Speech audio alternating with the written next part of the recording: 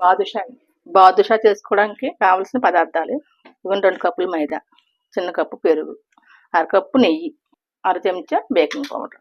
ఇవన్నీ వేసుకున్న పిండిలా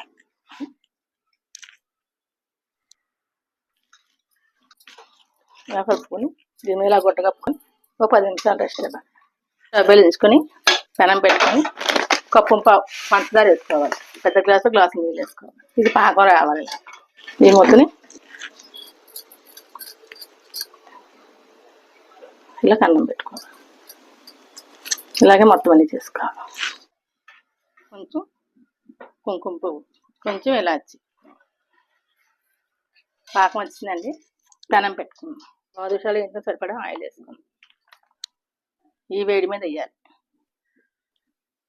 తేలుతున్నాయి కదా, అలా తేలాలి. నెమ్మదిగా తిప్పుకోవాలండి. ఇలా వేగిపోయి ఏంటి తీసేస్తున్నాను. కానీ పాకంలో వేసుకోవాలి. బాదుషాలు రెడీ. ఇందులో 10 నిమిషాలు నానాలి. ప్లేట్లో తీసుకుంటాం.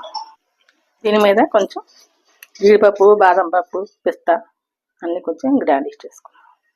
బాదుషా రెడీ.